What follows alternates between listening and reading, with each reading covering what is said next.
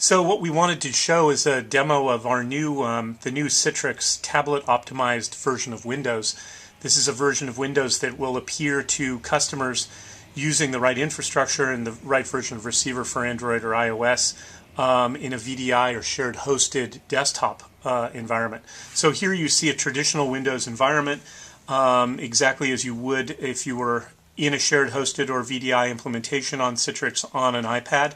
And you can see some of the inherent challenges of Windows in this form factor. You know, the buttons are just very small. It's very difficult to navigate.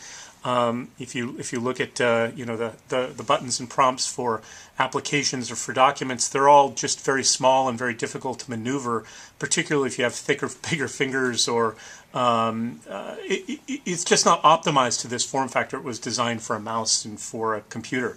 So what we've done is we've now added a new tablet optimized interface that's an optional install for IT. And let me show you what that looks like. So this is exactly the same desktop, running the same applications in the background, but now optimized for the touch iPad interface. So the first thing you notice is the applications actually are separate here. The individual documents within Word, for instance, show up separately and independently, and are very easy to click on. And of course, they all appear in exactly the same fashion as you'd expect.